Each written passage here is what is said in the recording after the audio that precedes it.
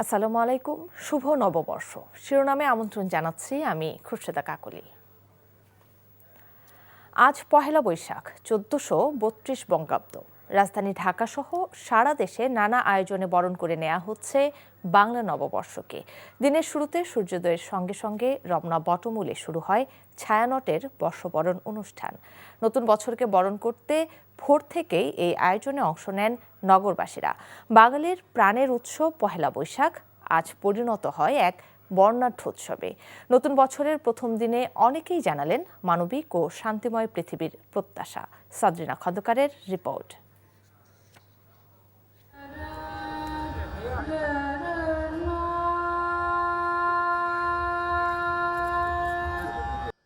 বঙ্গাব্দ 1431কে বিদায় জানিয়ে বাংলা বর্ষপঞ্জিতে যুক্ত হলো নতুন বছর 1432। ভোরের প্রথম আলো ছুঁয়ে যখন আলোর রেখা নামে রমনার বটমূলে, তখনই শুরু হয় ছায়ানটের নববর্ষ বরণের আবাহনী গান। রাগ ভৈরবীতে রাগালাপ দিয়ে সূচনা, যেন প্রকৃতির সঙ্গে মানুষের মিলনের এক চিরন্তন অনুরণন।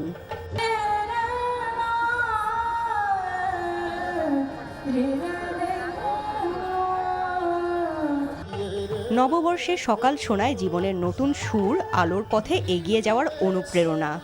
এমনটাই জানান আয়োজনে আগতরা। দেশ ও জাতিকে নিয়ে নতুন বছরে সকল প্রতিকূলতা কাটিয়ে নতুন করে পথ চলার আশার কথা জানান প্রধান উপদেষ্টার প্রেস সচিব। সব ধরনের সেলিব্রেশন করুক এবং দেশের সমৃদ্ধ হোক, দেশে নতুন জব তৈরি হোক। নতুন চেতনায় বর্ষবরণ আয়োজনের প্রচেষ্টা চলছে দেশ জুড়ে। নতুন বছরে প্রত্যাশা, সংশয় নয়, নির্ভয়ে কথা বলার স্বাধীনতা, মুক্তির কথা, আলোর কথা, অসাম্প্রদায়িক সমাজ চর্চা করার প্রত্যাশা ব্যক্ত করেন ছায়ানট কর্তৃপক্ষ। ভোর 6:30 থেকে শুরু করে আয়োজনটি চলে সকাল 8:30 পর্যন্ত। ইসরায়েলি দখলদারদের জাতিগত নির্মূল অভিযান ও নির্মমতার শিকার ফিলিস্তিনিদের প্রতি সহমর্মিতা প্রকাশ করে জাতীয় সঙ্গীত দিয়ে শেষ হয় আয়োজনটি।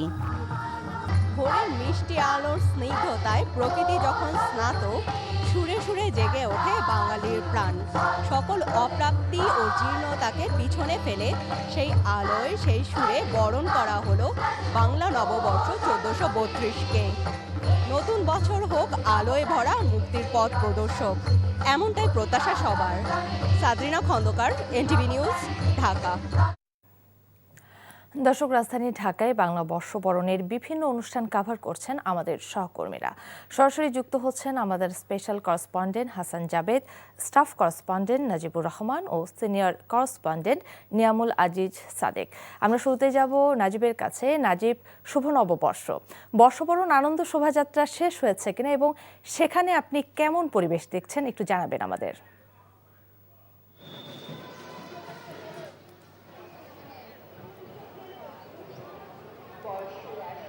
কাকলি, শুভ নববর্ষ।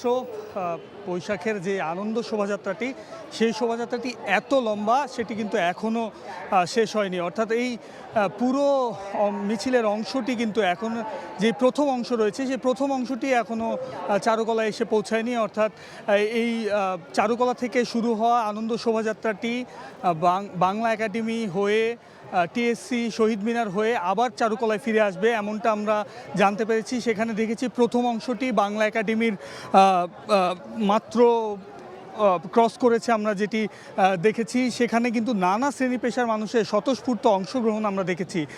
তারা যেটি বলছেন যে পরিবর্তিত বাংলাদেশে এবারের আনন্দ শোভাযাত্রাটি আনন্দের মাত্রা অনেকটাই বাড়িয়ে দিয়েছে, এমনটাই তারা বলছেন।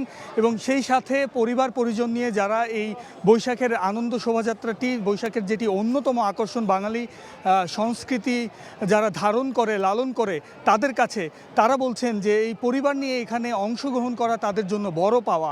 সেই সাথে বাঙালির যে ঐক্য সম্প্রীতির ডাক, সেই ডাকটিও কিন্তু এই আনন্দ শোভাযাত্রার মাধ্যমে হচ্ছে, এমনটি তারা বলছেন।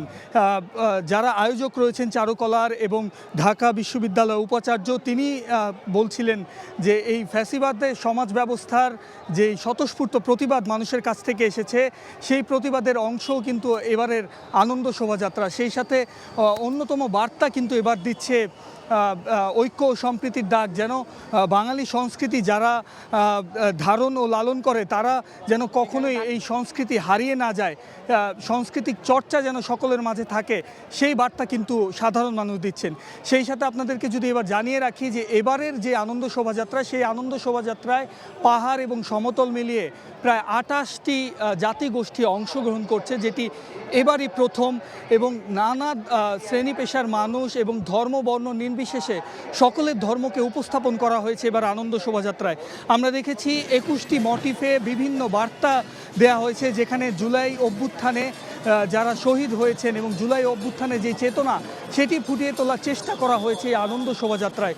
এই আনন্দ শোভাযাত্রায় শুধু মোটিফের মাধ্যমেই নয়, যারা জাতিগোষ্ঠী রয়েছে, যারা ক্ষুদ্র নৃগোষ্ঠী রয়েছেন আমাদের দেশের, সেই ক্ষুদ্র নৃগোষ্ঠীর যেই নিজেদের সংস্কৃতি, সেই সংস্কৃতিকে বাঙালি সংস্কৃতির সাথে একসাথে উদযাপন করার যেই বিষয়টি, সেই বিষয়টি কিন্তু তুলে ধরা হয়েছে এখানে। এবং সেই সাথে তারা অনেকটাই গর্ববোধ করছেন, এমনটাও আমাদেরকে অভিব্যক্তি তারা আমাদেরকে জানিয়েছেন। তো আমার এই আনন্দ শোভাযাত্রার অপর প্রান্তে রয়েছে আমার সহকর্মী হাসান জাভেদ, তার কাছ থেকে আমরা বাকিটুকু শুনতে চাই। নাজিব, আপনাকে ধন্যবাদ। দর্শক, এবার চলে যাব জাবেদের কাছে। জাবেদ, আপনাকে নতুন বছরের শুভেচ্ছা, শুভ নববর্ষ। আপনার কাছে কি খবর আছে জানাবেন আমাদেরকে।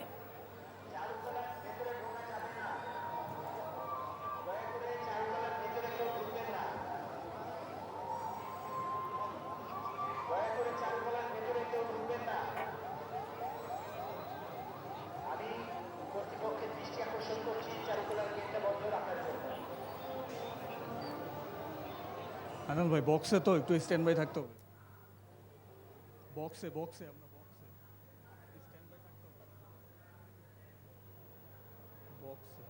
থেকে সকাল 9টার পরে কিন্তু এই বিশাল আনন্দ শোভাযাত্রাটি শুরু হয়েছিল। এই মুহূর্তে আমরা শোভাযাত্রাটি পার হচ্ছে বাংলা একাডেমির সামনে থেকে, এখন টিএসসির দিকে যাচ্ছে, তারপর চারুকলার সামনে গিয়ে শেষ হবে। আমরা যদি একটু ছবি দেখাই যে নানান রঙে নানান ঢঙে আপনার আজকের এই পহেলা বৈশাখ বর্ষবরণ উদযাপন করছে বাঙালি জাতি, এবং তাদের আমাদের যে ঐতিহ্য, দীর্ঘ বছরের যে ঐতিহ্য, সেই ঐতিহ্যকে ধারণ করে লালন করে সবাই সুন্দরভাবে একসাথে ঐক্যবদ্ধভাবে আজকের এই আনন্দ শোভাযাত্রাটিকে সবাই উদযাপন করছে, এবং আগামী দিনগুলোতে যাতে সবাই মিলে বৈষম্যহীন একটি সমাজ বিনির্মাণ করা যায়, পূর্বের যত গ্লানি, যত কষ্ট, যত বেদনা আছে সব কিছু ভুলে, বৈষম্যকে ভুলে সুন্দরভাবে সবাই এগিয়ে যেতে চান, এবং সেইভাবে আগামীভাবে আমরা যে আনন্দ সবাই যাতে মিলেমিশে সেই আনন্দ চলতে পারে, যেতে পারে, কোনো বৈষম্য থাকবে না, সবাই মিলে বাংলাদেশকে গড়তে পারবে।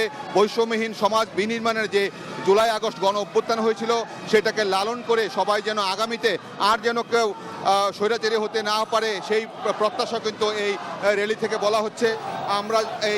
আমরা এখন চলে যাচ্ছি আমাদের আরেক সহকর্মী সাদেকের কাছে। নিয়ামুল আজিজ সাদেক, আপনি কেমন দেখছেন?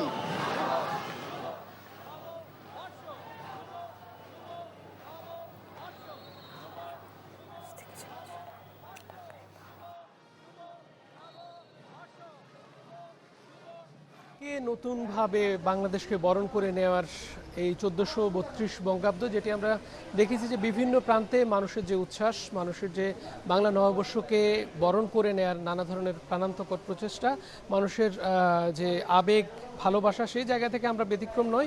এনটিভিও আয়োজন করেছে। এনটিভির স্টুডিওর পাশে আমরা দেখতে পাচ্ছি যে এনটিভি অফিসে অসংখ্য শুভানুধ্যায়ীরা এসেছেন, শিল্পীরা এসেছেন, এবং এনটিভি পরিবারের লোকজন এখানে এসেছেন, এবং এনটিভি এবার ভিন্ন আঙ্গিকে আয়োজন করেছে এই বর্ষবরণ উৎসবটি। আজকে পুরো দিনই এই আয়োজনটি তারা করবেন, এবং একই সঙ্গে এনটিভির যেই বাংলার যে চিরায়ত ঐতিহ্য, বিশেষ করে গ্রাম বাংলা এবং বাঙালির যে ঐতিহ্য, সেই মোটিভগুলো দিয়ে সাজানো হয়েছে পুরো তেজগাঁর এই এনটিভি অফিসটি। একই সাথে এখানে বিভিন্ন শিল্পীরা অংশগ্রহণ করছেন। দুপুরের পরে আমরা যেটি জানি যে বিশিষ্ট জনেরা এখানে এসে অংশগ্রহণ করবেন। এবারের আয়োজনের বৈশিষ্ট্য হচ্ছে যে এখানে সব ধরনের বাঙালির যে মোটিভগুলো সেগুলো ফুটিয়ে তোলা হয়েছে, বিশেষ করে হাত পাকা থেকে শুরু করে এখানে গ্রামীণ যে ছোট ছোট বাচ্চাদের যে খেলনা, ঘুড়ি, অথবা গ্রামের যে সাজানোর জন্য যেই বিষয়গুলো থাকে সেগুলো, কাগজের বিভিন্ন ধরনের তৈজসপত্র সেগুলো কিন্তু এখানে নিয়ে আসা হয়েছে। পুরো বাংলার যে ইতিহাস ঐতিহ্য তার ধারণ করার সাথে সাথে এনটিভি পরিবার পরিজন আজকের দিনটি ভিন্ন মাত্রায় অন্যভাবে উদযাপন করবেন। এটি আসলে এবার নতুন করে বাংলাদেশের যে সংকল্প সেই জায়গা থেকে বাংলাদেশ নতুন করে ঘুরে দাঁড়িয়েছে। একই সাথে এই নববর্ষ নতুন করে বার্তা দিচ্ছে যে সামাজিক সম্প্রীতি, সহমর্মিতা এবং সৌহার্দ্যের এক নতুন বাংলাদেশের সাথে একটি উৎসবের বাংলাদেশ, উৎসবের নগরী যেন ফিরে পায়। এই আয়োজন পুরো দিনব্যাপী চলবে, আপনাদেরকে নিশ্চয়ই জানিয়ে দেওয়ার চেষ্টা করব। কাকলি। দর্শক সহকর্মীদের কাছ থেকে জানছিলাম ঢাকায় বাংলা বর্ষবরণের বিভিন্ন অনুষ্ঠানের খবর। বাংলা নতুন বছরে দেশবাসীকে শুভেচ্ছা জানিয়েছেন প্রধান উপদেষ্টা ডক্টর মোহাম্মদ ইউনূস। এক ভিডিও বার্তায় তিনি বলেছেন, ২৪-এর গণ অভ্যুত্থান আমাদের সামনে বৈষম্যহীন বাংলাদেশ গড়ে তোলার সুযোগ এনে দিয়েছে। এ সুযোগ আমরা যেন না হারাই। বৈষম্যহীন বাংলাদেশ গড়াই হোক এবারের নববর্ষের আমাদের অঙ্গীকার বলেও উল্লেখ করেন প্রধান উপদেষ্টা। দেশবাসী, সবাইকে বাংলা নববর্ষ ১৪৩২-এর শুভেচ্ছা জানাচ্ছি। শুভ নববর্ষ। পহেলা বৈশাখ আমাদের প্রাণের উৎসব, বাঙালির সার্বজনীন উৎসব। পুরো পৃথিবীতে যেখানে যেখানে বাঙালিরা আছেন, আজ আমাদের সবার আনন্দের দিন, বর্ষবরণের দিন। বাংলাদেশের সংস্কৃতি ও ঐতিহ্য রক্ষায় এবং একে এগিয়ে নিয়ে যেতে আমাদের সবাইকে সক্রিয় ভূমিকা রাখার জন্য অনুরোধ জানাচ্ছি। পাহাড় ও সমতলের বিভিন্ন জাতিগোষ্ঠীও চৈত্র সংক্রান্তি ও নববর্ষে এবার বড় পরিসরে উৎসব উদযাপন করছে। এবারের নববর্ষ নতুন বাংলাদেশের প্রথম নববর্ষ। আসুন আমরা বিগত বছরগুলোর গ্লানি, দুঃখ, বেদনা, অসুন্দর ও অশুভকে ভুলে গিয়ে নতুন প্রত্যয়ে, নতুন উদ্যমে সামনের দিকে এগিয়ে চলি। স্বল্প সময়ে সরকার আর্থিক খাতকে সুশৃঙ্খল অবস্থায় নিয়ে এসেছে বলে মন্তব্য করেছেন বিদ্যুৎ, জ্বালানি ও খনিজ সম্পদ উপদেষ্টা মোহাম্মদ ফজল কবির খান। রাজধানীর গুলশান লেক পার্কে গুলশান জগার্স সোসাইটির বর্ষবরণ আয়োজনে অংশ নিয়ে তিনি একথা বলেন। সকাল ৭টায় বৈশাখের আগমনী গান গেয়ে নতুন বছরকে বরণ করে নেয় সংগঠনটির সদস্যরা।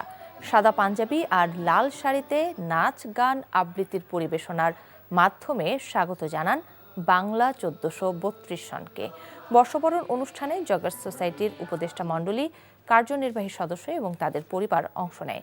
অনুষ্ঠানে উপদেষ্টা ফজল কবির খান নতুন বছরের শুভেচ্ছা জানিয়ে বলেন, অন্তর্বর্তী সরকার এমন লক্ষ্য নিয়ে কাজ করছে যাতে পরবর্তী সরকার এর সুবিধা পায়। এখন আমরা সেটাকে নামিয়ে ৮০০ কিংবা এরকম ৮০০ কত ডলারে নিয়ে আসি। তা আমরা আশা করব যে পরবর্তী যে সরকার আসবে সেই সরকার এগুলো থেকে উপকৃত হবে এবং এগুলো থেকে তারা দৃষ্টান্ত গ্রহণ করবে।